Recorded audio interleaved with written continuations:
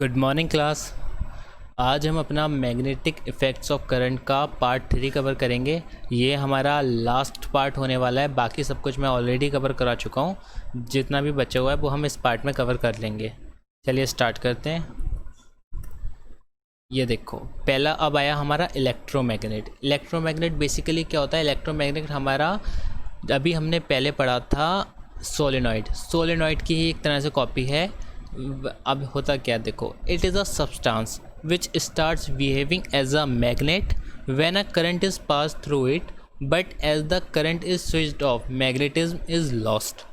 देखो होता क्या है, इलेक्ट्रोमैग्नेट में क्या करते हैं, यहाँ हम लेते हैं एक कोई आयरन की, हमने जैसे नेल ले ली, आयरन नेल, ये हमारी आयरन नेल है। और जैसे हमने सोलेनाइड में किया था कि हमारा जो क्या था, वायर था, कॉपर वायर की टर्निंग को, इसमें हमने कॉपर वायर की टर्निंग को लपेट दिया किस पे, आयरन नेल पे हमने कॉपर वायर की टर्निंग को लपेट दिया, जिसका एक वन साइड बैटरी से कनेक्ट है पॉजिटिव टर्मिनल से and other side negative terminal से कनेक्ट है। फिर हम जब इसमें बैटरी से जब हम इसमें करंट प्रोड्यूस करेंगे, जैसे हम सोलेनॉइड में करते थे, जब हम इसमें करंट प्रोड्यूस होगी पॉजिटिव से नेगेटिव, तो ये जो पूरा सब्सटेंस है हमारा, ये पूरी चीज़ हमारी एक सिंपल इलेक्ट्रोमैग्नेट बन जाएगी। और इलेक्ट्रोमैग्नेट की खासियत क्या होती है, इसमें जो मैग्नेटिक फील्ड होती है वो बहुत ही ज़्यादा हार्ड होती है, बहुत ही ज़्यादा इंटेंस होती है, बहुत ही ज़्यादा इंटेंस मैग्नेटिक फील्ड होती है इसमें, किसमें, इलेक्ट्रोमैग्नेट में। Factor affecting the strength of an electromagnet are as follow. ये सेम बिल्कुल सोलेनॉइड वाले ही होंगे, क्योंकि ये बेसिकली एक सोलेनॉइड की तरह ही है इलेक्ट्रोमैग्नेट भी। देखो, number of turns in the coil, जितने ज़्यादा नंबर ऑफ टर्न्स होंगे उतनी ज़्यादा मैग्नेटिक फील्ड होगी। Current flowing in the coil, जितनी ज़्यादा करंट फ्लो करेंगे उतनी ज़्यादा मैग्नेटिक फील्ड होगी। Length of gap between the poles, length of gap, तो जितने कम गैप रखेंगे उतनी ज़्यादा हमारी मैग्नेटिक फील्ड होगी। तीनों वही सोलेनॉइड वाले हैं। अब देखो, steel is not used for making electromagnet as it does not lose its magnetism even if the current is switched off. देखो, इलेक्ट्रोमैग्नेट में जब हमने आयरन नेल ली थी, आयरन नेल में जब हम इसमें करंट स्टॉप करेंगे तो होगा क्या, जो उसकी जो मैग्नेटिज्म होगा वो ख़त्म हो जाएगा। लेकिन अगर हम आयरन नेल की जगह कोई स्टील की नेल या स्टील की कोई रॉड लेंगे, स्टील की रॉड पे हम कॉपर वायर की टर्निंग लपेट के उसमें करंट प्रोड्यूस करेंगे, तो होगा क्या, हमारा उसकी जो मैग्नेटिज्म है, इलेक्ट्रोमैग्नेटिक फील्ड है, वो इलेक्ट्रोमैग्नेट काफ़ी टाइम तक रहेगी। उसका जो मैग्नेटिज्म है वो काफ़ी टाइम तक रहेगा, वो इतनी आसानी से इतनी जल्दी ख़त्म नहीं होगा। वो एक तरीके से परमानेंट मैग्नेट की तरह बिहेव करेगी। ठीक है। अब देखो, अब आया हमारा kicking wire experiment. Kicking wire experiment क्या है, देखो पहले फिगर से समझ लो। क्या करते हैं, हमने एक वायर सस्पेंड किया है, ये A B wire, copper wire है ए बी, जिससे हमने सस्पेंड किया है ऊपर वॉल से। ठीक है। और यहाँ का इसका जो बी पॉइंट है, वायर का बी पॉइंट एक वेजल में डुबो रखा है, और उस वेजल में मरकरी है। वेजल में क्या है, मरकरी। मरकरी क्या होता है, मरकरी वो कंडक्टर होता है।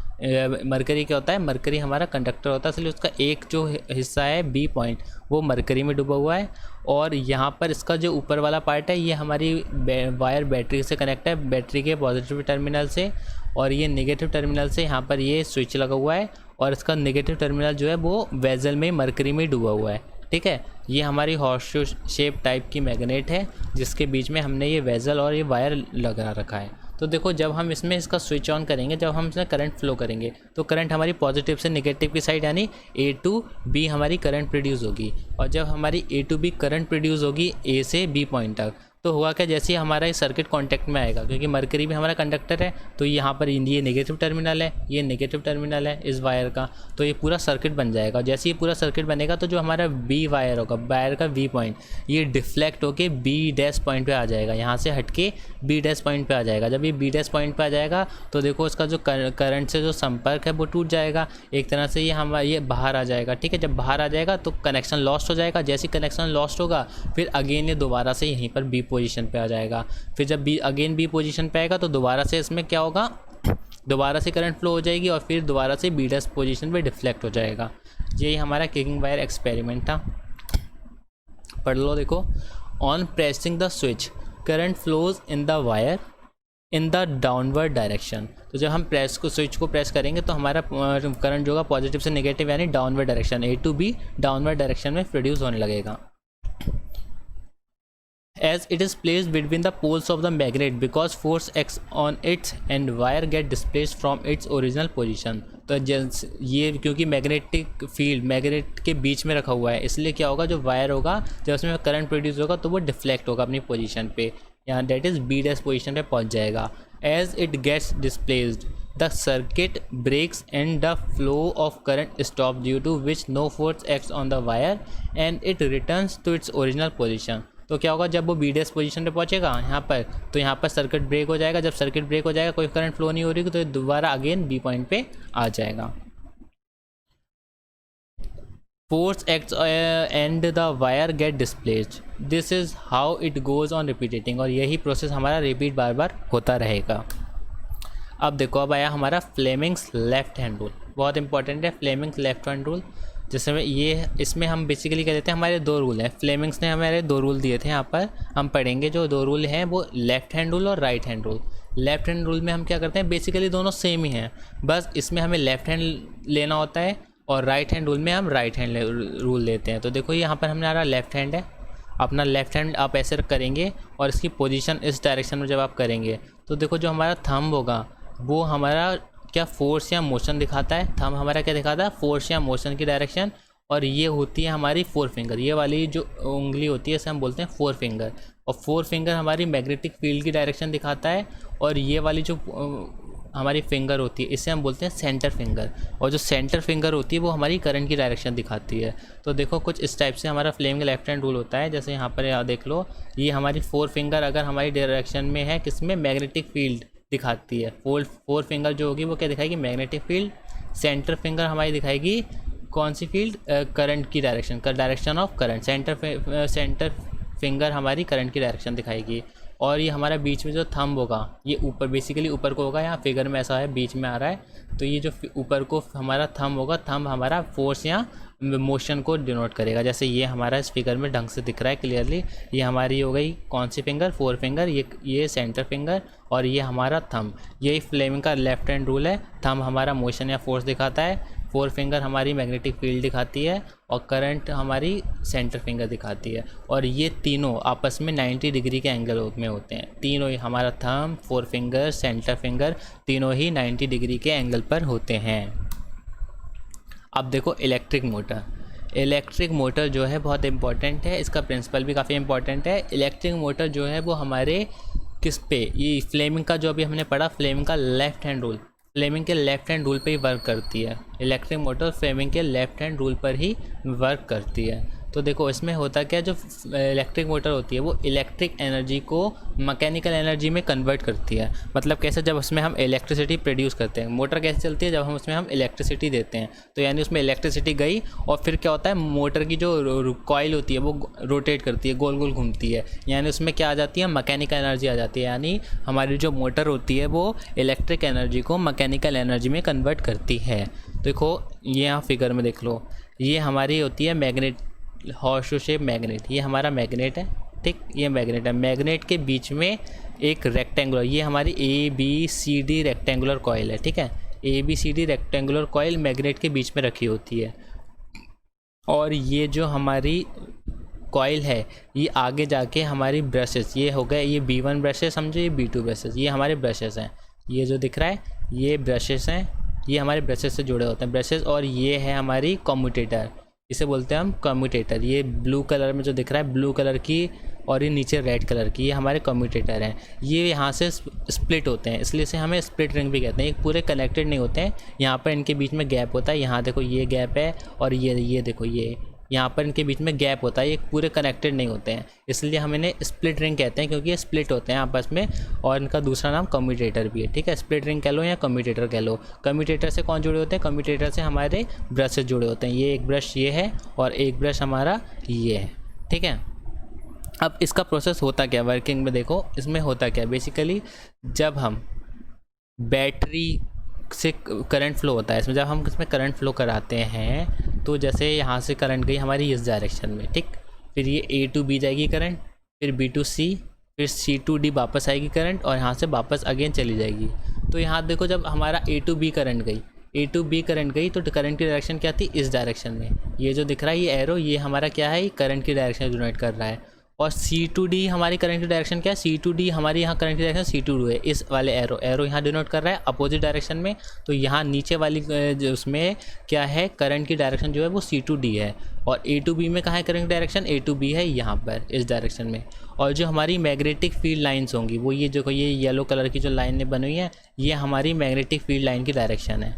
ये क्या है, हमारी मैग्नेटिक फील्ड लाइन की डायरेक्शन है, ये हमारी मैग्नेटिक फील्ड लाइन की डायरेक्शन है। करंट की डायरेक्शन हमारी A to B यहाँ ऊपर है। तो देखो फोर्स कहाँ लगेगा, अब यहाँ पर हम यहाँ पर फ्लेमिंग्स का लेफ्ट हैंड रूल लगाएंगे। क्या लगाएंगे, फ्लेमिंग्स का लेफ्ट हैंड रूल लगाएंगे। कैसे लगाएंगे, देखो करंट हमारा ये इस डायरेक्शन में जा रहा है, मैग्नेटिक फील्ड किस डायरेक्शन में, नीचे। ये देखो ये हमारी मैग्नेटिक फील्ड जा रही है, ये हमारी क्या जा रही है, मैग्नेटिक फील्ड जा रही है। ये हमारी मैग्नेटिक फील्ड हो गई, ये हमारी करंट हो गई, ये हमारी करंट जा रही है, ठीक। तो हमारा फोर्स का लगेगा, फोर्स हमारा ऊपर की डायरेक्शन में लगेगा, ये हमारा ऊपर की डायरेक्शन में इस पर फोर्स लगेगा। ऐसे ही नीचे आओ, नीचे जब C2D में देखो, C2D में करंट हमारी कहाँ जा रही है, करंट हमारी इस डायरेक्शन में जा रही है, करंट हमारी C2D जा रही है। और मैग्नेटिक फील्ड किस डायरेक्शन में, मैग्नेटिक फील्ड की डायरेक्शन ये नीचे को, मैग्नेटिक फील्ड की डायरेक्शन कहाँ है, यहाँ नीचे को, मैग्नेटिक फील्ड डायरेक्शन नीचे जा रही है। तो हमारा फोर्स कहाँ लगेगा, फोर्स भी हमारा नीचे की साइड लगेगा, फोर्स हमारा नीचे की साइड लगेगा। तो यहाँ क्या, यहाँ पर ऊपर को फोर्स लग रहा है, यहाँ नीचे को फोर्स लग रहा है। तो क्या होगा, ये दोनों ही फोर्स आपस में मिलकर एक कपल फोर्स बना लेंगे। और जो वो कपल फोर्स लगेगा वो क्या करेगा, कपल फोर्स इस कॉइल को रोटेट करेगा और ये कॉइल रोटेट करने लगेगी। यही पूरा इसका इलेक्ट्रिक मोटर का प्रिंसिपल है, यही वर्किंग है इसकी, ठीक है। आगे देख लो, प्रिंसिपल बहुत इंपॉर्टेंट है, देख लो। When a rectangular coil carrying current is placed in a magnetic field, it experience a force that rotates it। तो जब हम एक रेक्टेंगुलर कॉइल को मैग्नेटिक फील्ड में रखेंगे, ये रेक्टेंगुलर कॉइल ABCD है, उसे हमने मैग्नेटिक फील्ड में रखा तो ये रोटेट होगी, ये इसका प्रिंसिपल है। फंक्शन देखो, to make contact with split rings, split ring मतलब वही कम्यूटेटर जो बताए थे, split rings commutator formed by splitting of copper ring, it function is to reverse the current, reverse the direction of current. इसका काम क्या होता है, डायरेक्शन और रिवर्स करना डायरेक्शन ऑफ करंट का। अब वर्किंग ऑफ इलेक्ट्रिक मोटर देख लो, वर्किंग क्या है। इमेजिन अ कॉइल ABCD, हमने कॉइल ABCD ले ली, ये देखो ये हमारी ABCD हमारी कॉइल है in a horizontal plane such that magnetic field is parallel to the plane of the coil when electric current is passed through coil। तो A and B, अब देखो A and B में क्या होगा, पहले A and B की बात करते हैं। In segment AB current flows from A to B, applying Fleming's left hand rule we come to know that it experience force in upward direction C and D। देखो अभी बताया था A to B direction में जब हमारा current A to B direction में जाएगा और मैग्नेटिक फील्ड नीचे की डायरेक्शन में, तो हमारा फोर्स कहाँ लगेगा, अपवर्ड डायरेक्शन में लगेगा, ठीक। अब देखो इन सेगमेंट CD, अब सेगमेंट CD में क्या होगा, current flows from C to D and force act downward by Fleming left hand rule. तो यहाँ देखो, यहाँ CD में क्या था, CD में current C to D current flow हो रही थी, तो यहाँ पर फोर्स कहाँ लगेगा, हमारा डाउनवर्ड लगेगा। कैसे पता चला हमें, ये हमने फ्लेमिंग्स का लेफ्ट हैंड रूल लगाया है दोनों साइड में, A to B में और C to D में। अब देखो, the two force being equal and opposite form a couple and rotates the coil in clockwise direction. तो क्या होगा, ये दोनों ही अपोजिट डायरेक्शन में लगते हुए जो फोर्स होंगे कपल बना लेंगे और पूरी कॉइल को रोटेट करते रहेंगे। When the coil turns an angle of 90 degree, commutator loses contact with brushes and thus no force acts on the coil, but due to the momentum gained, the coil continues rotating till it covers an angle of 180 degree. After 180 degree, S1 connect with brush B2 and S2 connect with B1। देखो यहाँ इस figure में थोड़ा देखो, ये हमारे जैसे ABCD rectangular coil है, ठीक है। होता क्या है, स्प्लिट रिंग जो होती है वो स्प्लिटेड होती हैं, पूरी जुड़ी ही नहीं होती हैं। तो जब ये 90 डिग्री के एंगल पे आएंगी, जो रॉड है हमारी जब 90 डिग्री के एंगल पे आएगी, तो वो ये जो स्प्लिट रिंग होती है इसके कॉन्टैक्ट से टूट जाएगी। इससे कॉन्टैक्ट से टूट जाएगी तो कोई भी करंट फ्लो नहीं हो रहा होगा, कॉइल में कोई भी करंट फ्लो नहीं होगा, क्योंकि वो कॉन्टैक्ट में है ही नहीं स्प्लिट रिंग के। देखो ये स्प्लिट रिंग इस टाइप से जा रही है, ये यहाँ पर है, ये यहाँ पर है, लेकिन ये कॉन्टैक्ट में नहीं है रॉड से, जो हमारी रेक्टेंगुलर कॉइल है उससे कांटेक्ट में नहीं है। तो 90 डिग्री की पोजीशन पे क्या होता है कि कांटेक्ट से हट जाती है, किसके, कम्यूटेटर के। तो इसका मतलब इसमें फिर जब कांटेक्ट से हट गई तो कोई करंट भी फ्लो नहीं होगी। लेकिन होता क्या है, ये एक इनर्शिया का रूल होता है। इनर्शिया का रूल होता है कि जैसे अगर हमने कोई चीज़ को कोई चीज़ थोड़ी सी घूमी, तो वो उसी डायरेक्शन में नहीं रुकेगी, वो थोड़ा आगे जाके रुकेगी। जैसे अगर हम किसी चीज़ को घुमा रहे हो तो थोड़ा तो घुमा के जब उसे छोड़ोगे तो वो थोड़ा आगे जाके रुकेगी, थोड़ा उसमें इनर्शिया गेन हो जाता है, थोड़ा मोमेंटम गेन हो जाता है। तो इसमें वही 90 डिग्री पे इसका वो तो टूट जाएगा सर्किट और करंट फ्लो होना बंद हो जाएगी। लेकिन ये पहले से थोड़ी घूम रही थी, तो जो पहले से थोड़ी घूम रही थी वो थोड़ा आगे जाके रुकेगी और क्या होगा, पूरा 180 डिग्री का एंगल कंप्लीट कर लेगी। और जैसे 180 डिग्री का एंगल कंप्लीट करेगी अगेन वो क्या होगा, अगेन कॉन्टैक्ट में आ जाएगी करंट के और अगेन उसमें करंट फ्लो हो जाएगी और फिर उसमें फोर्स लगेगा, फिर फोर्स लगेगा, फिर वो 90 डिग्री की पोजीशन पे आएगी। जब वो 90 डिग्री की पोजीशन पे आएगी फिर उसमें क्या होगा, कनेक्शन लॉस हो जाएगा, लेकिन इनर्शिया के कारण वो फिर आगे तो घूमेगी और फिर 180 का कंपैरिजन होगा, 180 से जोड़े 180 डिग्री पे आएगी, कनेक्शन जोड़ेगा, फिर से फोर्स लगेगा। ऐसी हमारी रॉड घूमती रहती है रेक्टेंगुलर कॉइल और हमारा यही हमारा जो है वर्किंग है इलेक्ट्रिक मोटर की। अब देखो, अब आया हमारा इलेक्ट्रोमैग्नेटिक इंडक्शन। इलेक्ट्रोमैग्नेटिक इंडक्शन क्या होता है? देखो, अभी तक हमने पढ़ा था कि हम इलेक्ट्रिसिटी से क्या प्रोड्यूस करते थे, इलेक्ट्रिसिटी से मैग्नेटिज्म प्रोड्यूस कर रहे थे। अभी तक हमने इलेक्ट्रिसिटी से मैग्नेटिज्म प्रोड्यूस होना सीखा।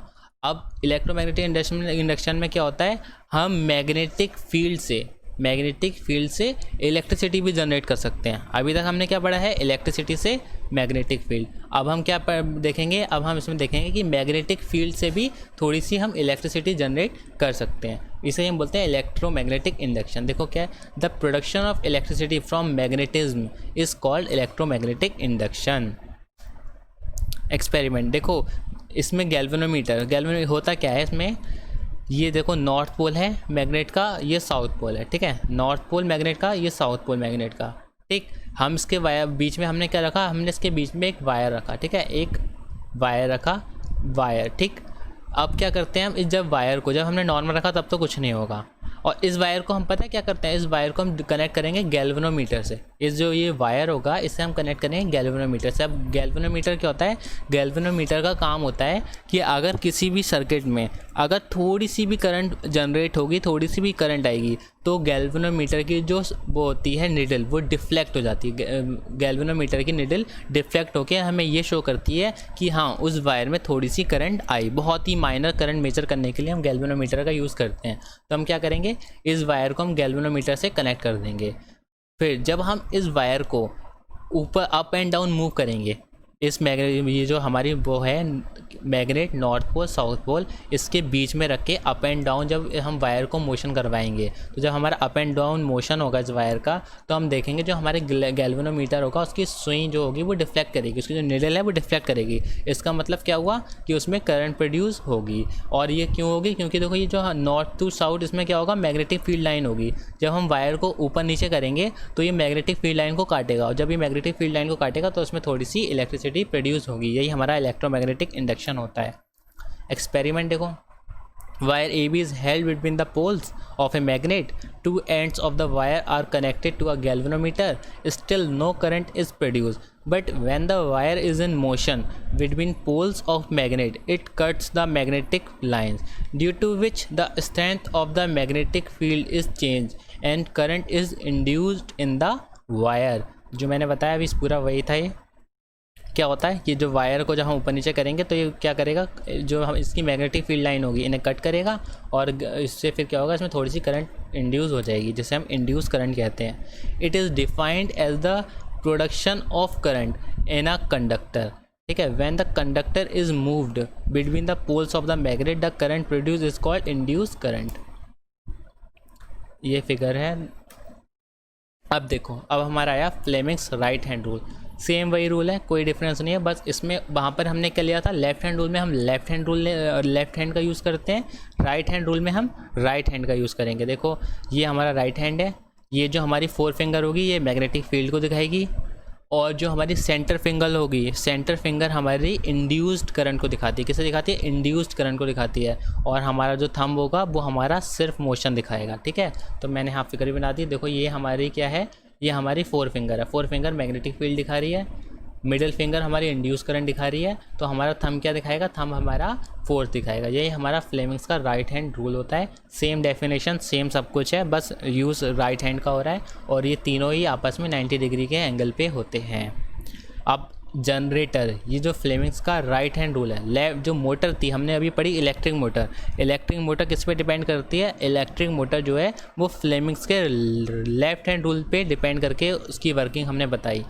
अब हम पढ़ेंगे जनरेटर। तो जनरेटर जो होगा, जनरेटर वो हमारा फ्लेमिंग्स के राइट हैंड रूल पे डिपेंड करेगा। लेकिन इस बार 2020 में आपके सिलेबस से जो ये जनरेटर है इसे रिमूव कर दिया गया। अभी जब सिलेबस थोड़ा कट किया गया था तो जनरेटर वाला टॉपिक कट कर दिया है, तो इसलिए मैंने जनरेटर इस वीडियो में नहीं रिकॉर्ड कर रहा हूँ, जनरेटर नहीं डाला। जनरेटर मैंने भी छुड़वा दिया है। अभी बस ये फ्लेमिंग्स का राइट हैंड रूल है, इसके बाद जनरेटर है, और जनरेटर के बाद ये पूरा चैप्टर कंप्लीट ही हो जाता है ऑलमोस्ट। बस लास्ट चैप्टर टॉपिक बचता है, वो है अर्थिंग। अर्थिंग लास्ट टॉपिक है, ये हमने फर्स्ट चैप्टर इलेक्ट्रिसिटी में भी पढ़ेंगे ये अर्थिंग, और यहाँ पर भी पढ़ लो। बस ये लास्ट है, उसके बाद ये चैप्टर कंप्लीट हो जाएगा। अब देखो अर्थिंग क्या है। Electrical appliances are always touched by hands. There can be a chance that the insulation breaks or cracks and the bare wire touches the metal case, and then the person touching them might get a shock. देखो होता क्या है, हम जो ये सब electric appliance के जो सॉकेट वगैरह सब छूते रहते हैं, प्लग वगैरह, तो उसमें क्या होता है वो कई बार चांसेस होते हैं कि वो शॉर्ट सर्किट होने का, या मेल्ट हो गई उसकी जो वो होती है प्लेट मेल्ट हो जाए और हमें शॉक लग जाए। ठीक है, टू अवॉइड सच इंसिडेंट, तो ये वाले ऐसे इंसिडेंट्स को अवॉइड करने के लिए the metal cases are earthed. By earthing we mean that the metallic body is connected to a thick copper wire which is buried deep under the earth, and at the end the copper plate is surrounded by a mixture of charcoal and common salt. देखो basically होता क्या है, हमारे घर में 3 type के wire होते हैं। ठीक है, एक होता है रेड कलर का जिससे हम बोलते हैं लाइव वायर। देखो ये हमारा रेड कलर का वायर होता है जिससे हम बोलते हैं लाइव वायर।